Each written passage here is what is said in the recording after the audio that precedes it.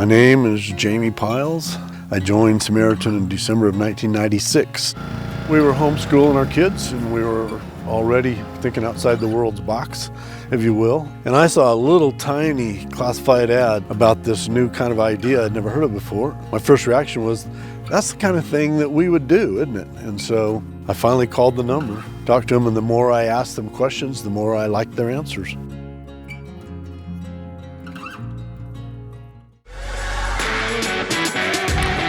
Hey all, welcome to Cross Politic on the Fight Laugh Feast Network. Have you joined the club?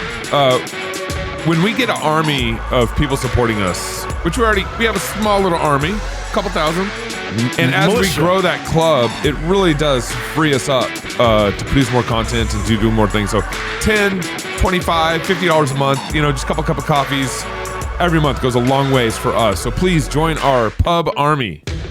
Okay, God the Father is waiting and looking down the road for all his prodigal sons to return. Will prodigal America return to the Father in repentance, confessing that Jesus Christ is Lord? Or will we fall to our own destruction and become a pillar of salt as a memorial for other nations? Join us, the Fight Laugh Feast Cross Politic crew, on Reformation Weekend this fall, October 31st to November 2nd. Reformation Weekend. In Fort Worth, Texas, for the annual Fight Laugh Feast conference. This year's theme is Prodigal America. You'll spend the weekend hearing from George Grant, Steve Dace, James White, Doug Wilson. Can I say it? Yeah. Dusty Devers. Yeah. And more, singing psalms, feasting on good food, get your tickets today at prodigalamerica.com. I don't really feast on beer. I drink beer, but it says feast on beer. I don't know who wrote this, but whoever's Chat GCP, maybe. Yeah, feasting on beer. We feast on the food, I guess. Maybe Martin Luther can AIN to the conference Reformation Weekend. Hey, are you in Iowa and are you looking for a school that unashamedly declares that Christ is Lord over everyone and everything? Then Christ is Lord Academy. Oh, nice. Wow. Christ is Lord Academy. They just took it. Yeah. In Earlham. I don't know. That's some accountability there. Earlham. I'm sorry. I'll go with Earlham. Yeah, I know you would. Yeah, I know you would. Earlham, Iowa. Iowa is for you. Christ is Lord Academy is a Christian collaborative and classical school that exists to assist families in their God-ordained responsibility to teach their children about God, his world, and the truth that Jesus is Lord over all. Enrollment is now open, but space is limited. So visit ChristIsLordAcademy.org, ChristIsLordAcademy.org. Visit there today. Hey, we're grateful to have back with us our friend, Pastor Andrew DeBartolo. He's on the Fight Laugh Feast Network. There's no bio for you. I'm sorry, Andrew. You've been on the show so often that our producer doesn't care about your bio anymore. Everyone knows who Andrew is. Andrew, thanks for coming back on Cross Politic. We have no audio from you, Andrew. I said, even though you guys don't care, it's great to be here. All right, awesome. Actually, that's what we wanted to start, Andrew. We care. Gabe and I care. Knox obviously doesn't care because he's not here. But we care. We love our Canadian brothers. We care about our Canadian brothers, particularly those of you that have joined us on the Fight Laugh Feast Network. Yep. The work you're doing for liberty and the gospel in Canada is so important. But I do think when we do these shows, I think there's a temptation, especially for those of us in America and maybe other countries as well, to say, all right, well, this is a show I can skip. Yeah, because it's got Canada in it. Canada. Yeah. Maybe we won't even put Canada in the show title. I don't know. We don't want to lead people into temptation. But why should people care about what's going on in Canada, Andrew? So there's two ways I'm going to answer that question. The first is very, very general. I'm going to make it specific. Generally speaking, where we are is where you will be in 3 to 5 to 7 years. So whatever's going on here, the Lord has granted Americans a quick look into the near future to see where will we be. And in some parts of the states, that is where you are. Right. In places like California, New York, I mean, these hellish democratic strongholds, they're just as bad as we are here. So they're already there. But it's going to come for the rest of you, because the same way that our conservative party long ago abandoned conservatism, the Republican Party you may still have a few solid guys. You may still have a handful of people. But the truth is, the hollowing out of conservative organizations politically, it's happening here. It's happening there too. So that's kind of high level. Where we are is where you're at. So that takes us to specifically, because where we are is pretty awful. And the sort of legislation we're looking at passing, the sort of kind of culturally accepted things here, it's pretty terrible. And if that's where it's going, then your listeners and Americans would do well to observe what's happening here, try to learn from it. Now, some would say so that you can hopefully steer this vehicle from driving off a cliff, or some would say so that you can get ready for what appears to be the inevitable collision of this cultural freight train that's been gaining momentum for 60 years. Right. But either way, you're going to want to know what's happening up here, and you're going to want to prepare accordingly. You know, Andrew, I'm kind of interested in your comments about the hollowing out of conservatism. What could have conservatives done differently to where they wouldn't lose their principles or lose their values and end up, you know, what was this, the bill C4 that even conservatives were voting for? Right. The MP Vogel, remember? Dick Barondrix. Viersen. Arnold Viersen. He ended up voting for it. Yeah, Yep, he ended up voting for it. Like, what happened? Because the reason why I'm interested in your analysis on this is because we have a lot of conservatives, even here in Idaho, where I see like, wow, we're kind of drifting. Right. We're going left or whatever.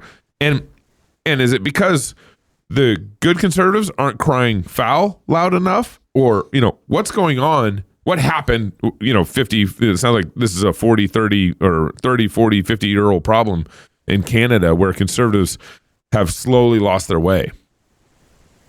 So 40, 50 years ago, both of our countries, I'll say specifically here in Canada, 40, 50 years ago, there was an accepted Christian culture, right? Even non-Christians had agreed divorce is bad.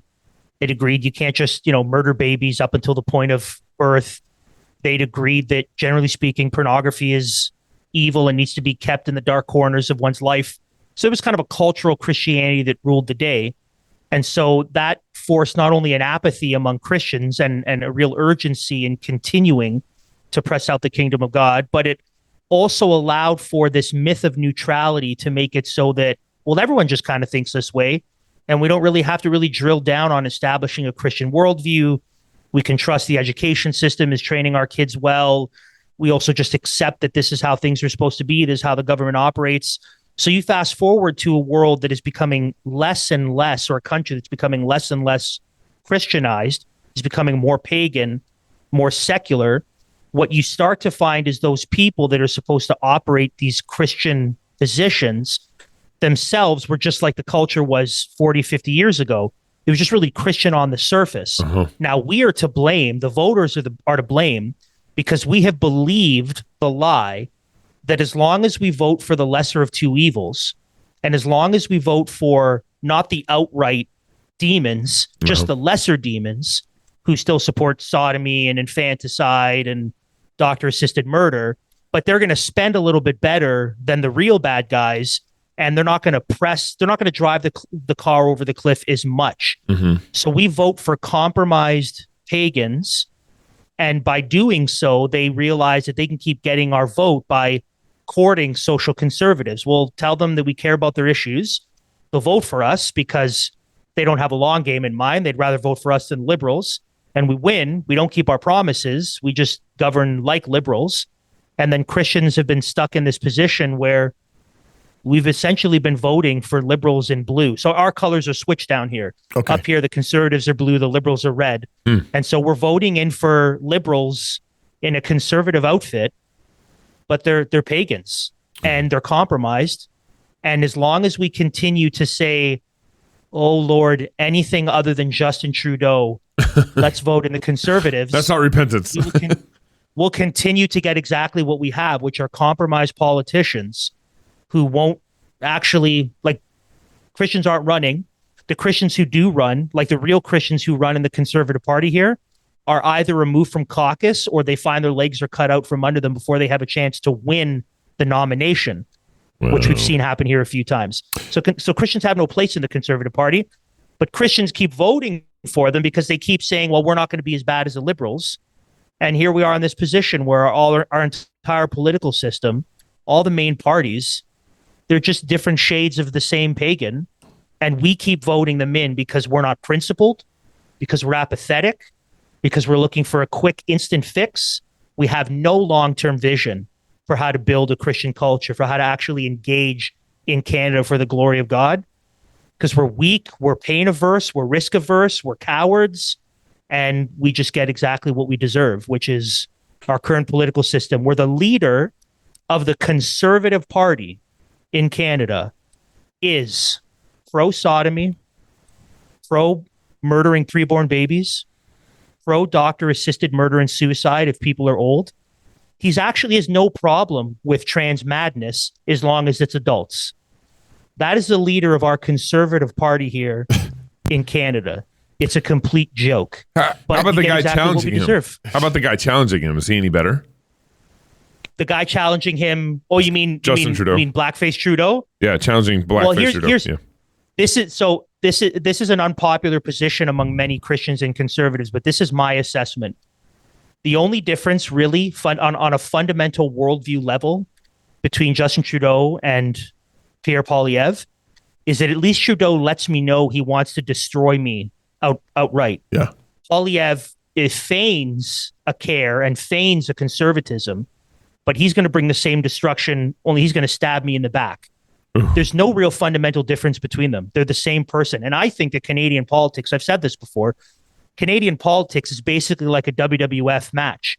We're out there in the ring, they're fighting, it's aggressive, the fans are eating out of their hands. We think there's a real battle going on. We think there's a real fight. Mm-hmm. And they put on quite a show. Yeah. But when the show's done and they go backstage, they're enjoying a beer together. In the case of our politicians, they're enjoying some soy latte together in celebration, saying, man, look, did we not have them eating out of our hands? Right. They actually think that there's a conflict. They think we actually don't like each other. Right. That's what's happening here. They're fundamentally the same person. Andrew, so this is fascinating. I want to get to some of the specific legislation that's coming, but are you suggesting though that Christians who have a backbone, who had a long-term game plan, ought to be willing to basically say, we'll vote for a real conservative as soon as you give us one. And in the meantime, you're not getting our vote. And, we're going to write in gay branch or, that would be great. I mean, if Trudeau can have blackface, I can have a white Canada or something. I can be president in Canada. We're gonna write in James Coates until you give us a real conservative. Mm-hmm. And in order to sort of force them to actually give you a real conservative, is that what you're saying? Yeah, the plan. I think the plan. So this is what I've said. My desire is to see the Conservative Party burn to the ground in a flaming inferno, so that I might do a happy dance upon its smoldering embers. That's what I want to see happen. Whoa. Okay? High level. Yeah. Because out of that, they have a decision to make. They either run actual conservative candidates that we can vote for, or they show us that they're really just liberals with a different color. Right. So at least the mask is off. We can disregard them altogether. So until they run a conservative candidate, we're not going to vote for them. The problem, though, with our Conservative Party here is they'll never run a conservative candidate. Yeah. The whole thing needs to come down. And I'm not talking about any people might, especially with these legislations. I'm not calling for hatred. I'm not calling for violence. I don't want to go to jail for life. What I am saying is the institution of the Conservative Party in Canada, much like the state-funded education system, much like the healthcare system, there is no salvaging. There is no being able to Christianize it. Mm-hmm. It must die a painful death. We must watch it die, and then we must construct something new in its place. There is no rescuing the Conservative Party. Mm-hmm. If magically, all of a sudden, all of the leaders love Christ and start running real conservatives, oh, sure, I'll vote for them. But that's probably not going to happen. The Christians need to be willing to let the thing burn. And in the meantime, what that means is a very painful liberal majority. And that's what we don't want. We're weak, we're short-sighted, we don't like hard things, and we don't like pain. And so we'll take a little bit of Tylenol to mask the problem in our country, because it's better than having to deal with the headache than deal with the friggin' headache. Yeah. Like, what is causing the headache? Right. The Tylenol is not the answer. I actually got a couple thoughts on that. One thing is, if Canada and the Conservative Party is in that bad of shape, where it's just like, hey, Christians, let's just opt out. What you should do, Andrew, is maybe create like a voting draft website that on voting day, instead of going to the polls in Ontario or whatever, you just collect votes. Everyone can vote for their candidate and still have Justin Trudeau up there and all that stuff. But actually find a way to get the Conservatives that are opting out of the voting system, they could still vote, even though it doesn't really matter about the politics of the situation or about who's actually going to get elected. But they can at least vote and see how many Christians are starting to process and think the way they are about opting out of this voting process.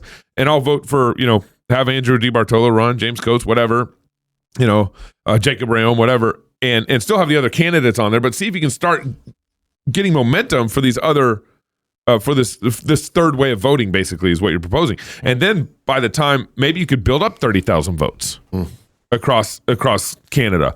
And then maybe next year it's 50,000, and it starts to grow. And then now you can turn those voters into actually voting for some good candidates. Just a thought. So one of the, actually just quickly on that, there is an alternative, or there is, so in Canada, federally, we have something called the Christian Heritage Party. And the Christian Heritage Party, like, I know the leader of the party. He's a good friend of mine. He's a solid guy. I know the national development director of the party. I've known him for years. We were actually a part of the same denomination, trying to fight it from going into liberal, wokeness together. So I know the people involved. These are solid people. Are there some things in the party that have to change, have to update? Absolutely. I'm wanting to work with them. But here you have a party that is distinctly Christian in its values, in its policy proposal, is distinctly Christian, has taken some unpopular positions. The hurdle to overcome is those pesky Christians who say that's a wasted vote. So it's there is at least one option federally and provincially, at least in Ontario. There's an option federally for Christians to cast a vote for someone that has similar worldview, that's distinctly Christian, but we are so worried about a liberal majority that we will disregard it as a wasted vote and just vote for the Conservatives. We do have that here, and I'm trying to work to build that up and strengthen that, so the Christians, their convention's coming up this August. I'm speaking at their convention. Okay. I'm going to try to shake up some of those old people a little bit and let them know that it's time to hand off a strong Christian conservatism to their kids and grandkids. Yeah. We have a conference coming up. They're going to be one of the vendors there. I want to help them because I think it is the viable option. I think it is the principled option for Christians in our country.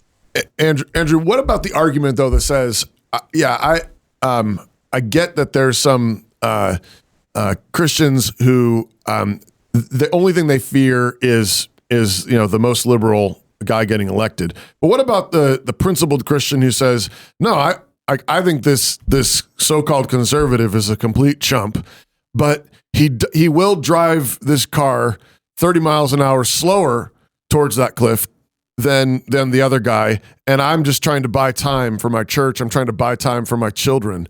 What about that argument? So, two thoughts. One, 99 out of 100 people who say that aren't actually doing any building and aren't actually going to take the time to do what you're saying. Okay. So they would use that as a talking point. It's an excuse. Okay. So show me the receipts. Show me you're starting schools. Show me you are building parallel institutions. Show me you're doing all this stuff to help buy time. And 99 out of 100 people would just say that's an excuse. So I don't buy your nonsense. That would be number one. Number two, I also don't think they're going to drive the car slower. So I wrote a blog post about this at the beginning of 2024, and I essentially said that it is time for Christians to abandon the Conservative Party all the way. And in my reasons for it, I said the argument is that the Liberal Party will be better than the Conservative Party. And I tried to make the case that actually, no, if we just look at the last several years, and again, most people who make that argument aren't totally aware of what's been happening in the last several years. It was the Conservative Party that offered a unanimous vote of yes for Bill C-4. It was the Conservative Party that, at least in Ontario, that put forth Bill 100, which is basically the War Measures Act provincially. It was a Conservative premier in Alberta who arrested more pastors than any other province in the country. It was a Conservative premier in Ontario that spent more money than anyone else in the rest of the country, maybe combined, and was a functional communist during COVID. It was the Conservative Party that removed people from caucus because they were principled. It's the Conservative Party that passed Bill 98 here in our schools, essentially giving an unelected commissar authority to punish school board trustees for not going along with the woke agenda. It was the Conservative Party that was promoting the jabs and the mandates and had no problem with lockdowns until the finger in the air realized that the cultural wave was moving. So these are not principled people. Got it. And in my estimation, I would say they're going to be just as bad, if not worse in some ways. And the reason I say that is, like I've already mentioned, if my enemy presents himself to my face and tells me he's set on my destruction, I can deal with that. But if my enemy says, no, I'm your friend, and then stabs me in the back when my guards are down, that's worse. And I think it will be just as bad. I don't think it's going to be better. I don't think we're going to have the time. I think that's all an excuse and a myth. I think that a Conservative Party has no problem with babies being murdered, no problem with sodomy, is not really going to fight a whole lot on some of the globalist central bank digital currency stuff. I don't think they're going to put a push on there. Poilievre came out and said that he's for mass immigration. He has no problem with the mass immigration. Poilievre said he would rather give immigrants who don't have their full credentials here nursing jobs rather than the nurses who were fired because they wouldn't take a jab during COVID. Poilievre said that Trudeau isn't doing enough to fund and support Ukraine. He should be doing more. This is the guy you want to vote for? You can vote for that guy if you want to see our country be more and more destroyed, or you can get your head out of your butt and understand we can't keep doing the same thing we've been doing. If we do this, we will get exactly what we deserve. And if we think that our unprincipled voting is going to now all of a sudden bring upon God's blessing when all it's been doing has been heaping on his judgment, then I'm sorry, you are foolish if you think that now all of a sudden God will bless what he has been pouring his judgment upon just because what? Because it's different now? It's not different. Hey, buckle up, because in a minute, Andrew's going to tell us what he really thinks. Yeah. But first, are you subscribed to our Cross Politic email list? If you're not, you really should be. Being subscribed to our email list means you won't miss any updates about Cross Politic or the Fight Laugh Feast network. You hear about what's going on the schedule for the week, live events, conference updates, rowdy Christian merch, updates from other shows within the Fight Laugh Feast network, and you'll hear from sponsors of the show as they seek take dominion for God's kingdom in the business world. To subscribe, simply enter your email address at the bottom of the page at fightlaughfeast.com. Again, go to the bottom of the page at fightlaughfeast.com, put your email address in there, and never miss out on anything going on at Cross Politic and the Fight Laugh Feast network. So, Andrew, I guess our Conservative Party is better than your Conservative Party. I don't know, though. Don't brag. Yeah, I'm not like... there are a couple guys. I watch a couple guys in various sessions and in various committees. I'm like, you know what? These flaws aside, there are some guys, like a Jim Jordan, like a Matt Gaetz, like a Josh Hawley. I mean, are these guys flawless? No, but we don't have anyone like that here. Wow, we don't have anyone even close to that here. They're all a bunch of chinos up here. Well, and you just referenced a bunch of guys. I don't trust Matt Gaetz as far as I could throw him. Now Jim Jordan, I think I can trust him. I've seen him do some good stuff. And although Matt Gaetz has said some things I like and done some good fiery speeches I like, I don't think his personal life has been all pristine. What's the guy from Texas you like?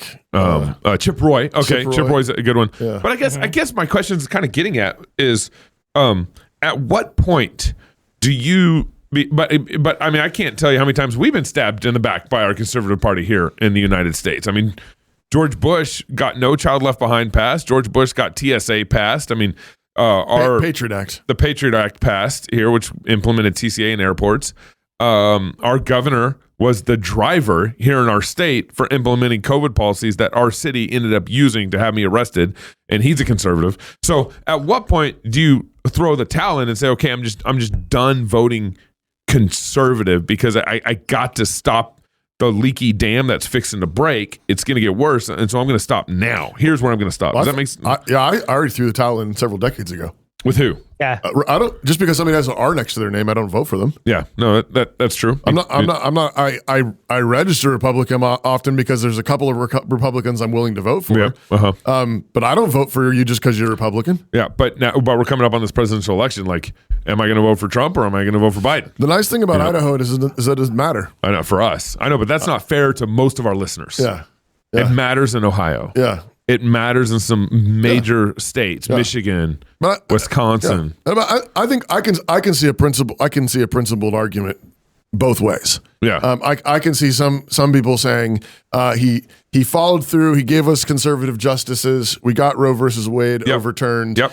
And he is giving the establishment hissy fits. Yep. And I want to see 4 more years. I love all that. I want to see 4 more years of that. And I can see somebody doing that. I would agree with Andrew. I think it's still a kind of a delay tactic. It's not the solution. And if you're not actually building something in the meantime, then you're not taking advantage of it. Mm-hmm. And so I think that would be a problem. But I can also see some people saying, I'm gonna wait till you give me a good candidate, and I'm gonna build in the meantime too. Right. And I don't think we should be governed by fear. That what happens if we get 4 more years of Biden? Well, we get 4 more years of Biden, whatever. Yeah. Nope. You think you're going to get 4 more years of Biden?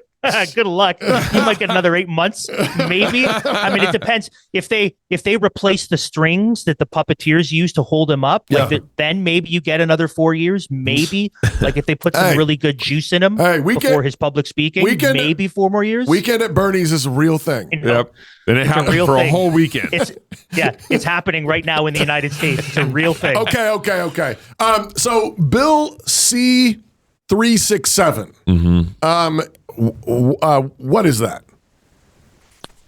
So Bill C-367, first of all, is as I've called it, it is the garlic bread with cheese appetizer to the all-you-can-eat ribs of doom, which is Bill C-67, but 63. Okay. But Bill C-367 essentially removes the religious text protections and exemption from being charged with hate speech. Wow. So in Canada, if you engage in hate speech and you say, well, this isn't me, it's not my opinion, this is what the Bible says, this thousands-year-old documents that Christians and ethnic Jews long before that believed to be true, so I'm appealing to that, then you would be exempt. Yeah. Right. So if I say, for example, you're not a woman, you're a dude.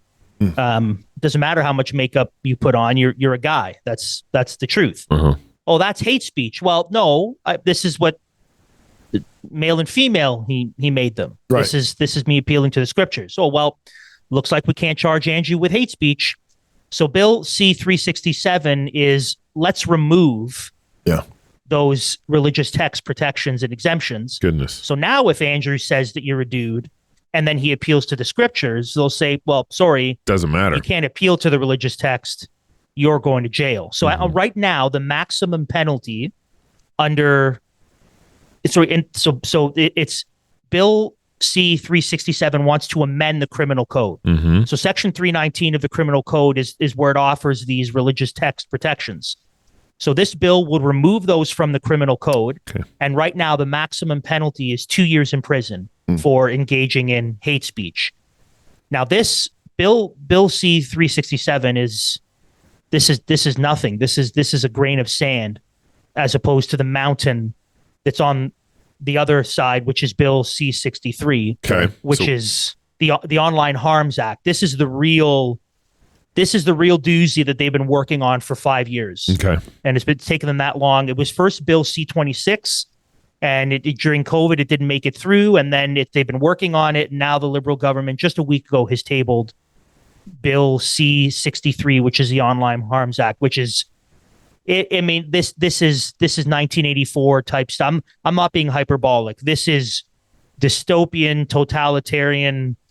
This is pretty incredible stuff that the Liberal government wants to begin to debate now in Parliament. So what is Bill C-63? We have this. Oh, yeah. Little clip here of I don't remember who. Actually, they played it on their show. Oh, this that's Arif Virani. Okay, and he's the Minister of Social Justice. Sorry, he's the Minister of Justice. Sorry, I said that wrong.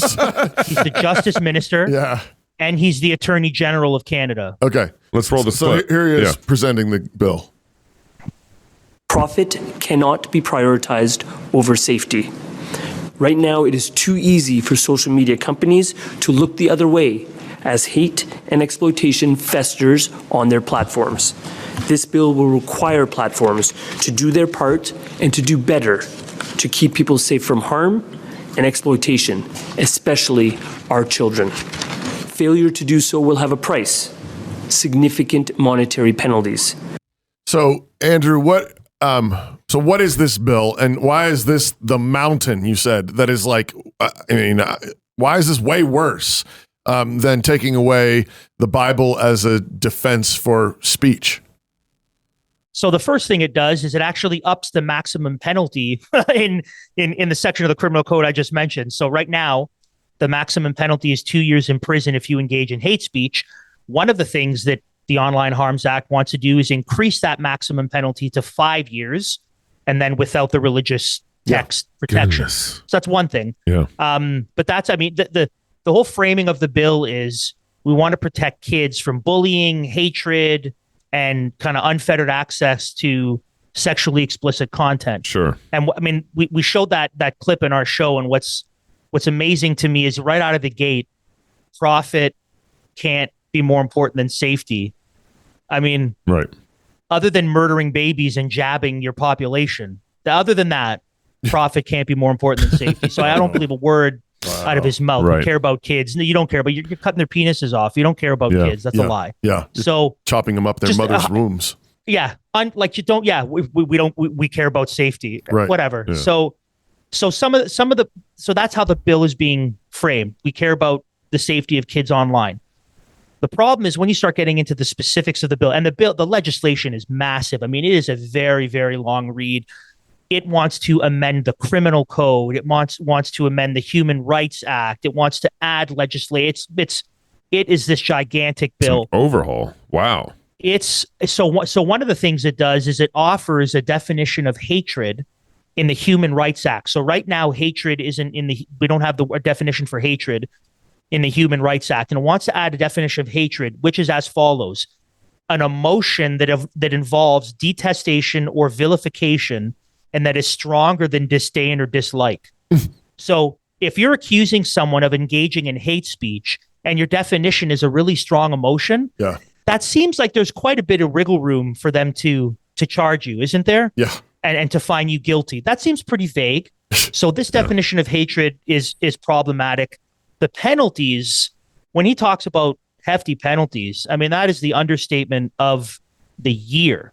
So for operators, so this is people who run social media platforms. This is Facebook, Twitter, whatever. If you don't remove what they have flagged as hateful content or harmful content within 24 hours, you could eventually be convicted and you could be fined either 8% of your gross global revenue or $25 million, whichever is greater. So goodbye Canadians having access to social media platforms where we already can't post Canadian news on Facebook thanks to the online regulations bill, Bill C-11 and Bill C-18 that were passed here. Can't share Canadian news in Canada. Right. So now what's Facebook's incentive to have Canadians on Facebook? I mean, that's the operator, but the real penalty is for people like us who engage in harmful speech and hate speech. So as a pastor, you're preaching a sermon, basically, is what you're getting at. I'm gonna read this. Okay. Yeah. This is they want to make this law in Canada. Everyone who commits an offense under this act or any other act of Parliament If the commission of the offense is motivated by hatred, as they define it, remember, vague, amorphous, based on race, national or ethnic origin, language, color, religion, sex, age, mental or physical disability, sexual orientation, or gender identity expression, okay, is guilty of an indictable offense and liable to imprisonment for life. Whoa. For life. Wow. By committing a hate crime, as they define it, for life. Wow. In Canada. That's how sensitive their God has gotten. This is it's okay, fine. We'll wait for you to commit. So just don't commit an act. No. You're not even protected from that. You're not even protected because now we are going to legislate thought crime. Right. So this is also in the legislation.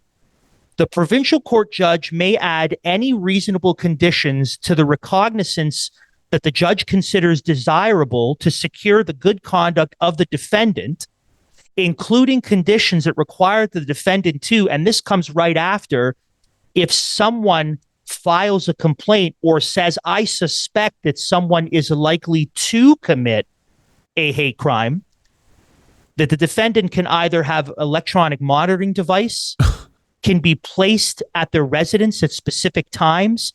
If they believe you will commit a hate crime, you can be placed under house arrest for up to a year.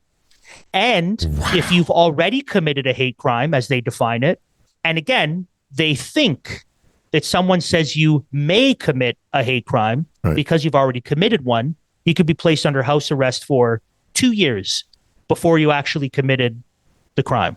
Wow. So this is why before you've committed the crime. This is why you care about what's going on in Canada. You can hit the music now. Sometimes let's not talk about this conference real quick. We're going to. Oh, okay, Yeah, because I'm going to have to reset this. Okay. Well, Andrew, first tell us about your conference while Gabe tries to find his button. What's the conference in Canada? So because we have no fear of being arrested for proclaiming the truth, and because, as we mentioned, Canadians had not been thinking, Christians in Canada have not been thinking biblically about political engagement, political involvement, about activism, about the culture. We wanted to put a conference together to help equip Christians and churches to do just that. And so we've kind of created what we're calling the Politics in the Pulpit conference. All right. Kind of picking off the famous, keep politics out of the pulpit. Right. No, it doesn't mean that your sermon is a political speech, but unless you're prepared to say that Daniel and his friends and Joseph and the apostles and Paul and John the Baptizer were all woefully disobedient for actually engaging with political leaders and holding them accountable, then you can't say you need to keep politics out of the pulpit. So Politics in the Pulpit conference, it's happening in 3 locations across Canada. We wanted to make it as accessible as possible. So we're going to be in Nova Scotia, that's East Coast, on April 20th. Ingersoll, that's going to be hosted at our friend Nate Wright's church on May the 4th. Yep. And then we're going to be in New Westminster, that's just outside of Vancouver in British Columbia, that's the West Coast, on May the 25th. If you go to our website, libertycoalitioncanada.com/politics in the pulpit, when you scroll down, you can click to register for one of the 3 locations. Okay. Registration is limited. It's going to be our goal is to help equip, train, and remind Christians that we are responsible to, in some way, and it's different for every person, to be engaging in the political sphere. That's right. Whether that's door knocking, whether that's financially supporting people who run, whether that's writing letters to your MPs to say, don't vote in favor of Bill C-63, whether it's running for office, all Christians can and must be in some way involved in the polis. That's right. And they must be engaging some way in the culture. And we want to not only offer them very practical, tangible ways to do that by having vendors like, the Christian Heritage Party or Action for Canada or kind of the best anti-abortion group in the country. We're going to have them there. But we also want to develop and want to train them and say, no, this isn't just our ideas.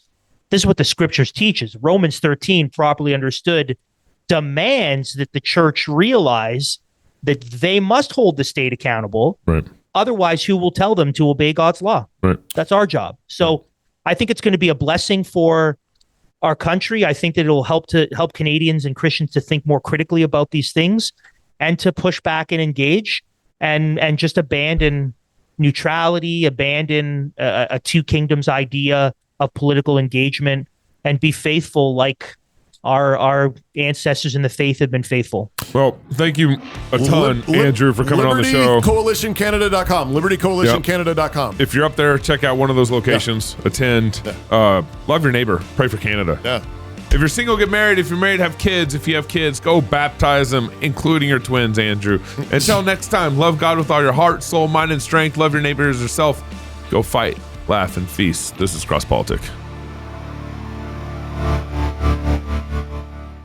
Music Camp is both a half-day and a full-day, week-long experience here in Moscow, Idaho, hosted by New St. Andrews College, that teaches students from kindergarten all the way through graduated seniors how to sing better, sing stronger, appreciate music more, and have fun while doing it. The concert at the very end of the week of Music Camp is a culmination of all of the things that every single grade level has been working towards the entire week. There's just something so glorious about kids getting together that think like you and sing like you to create something beautiful.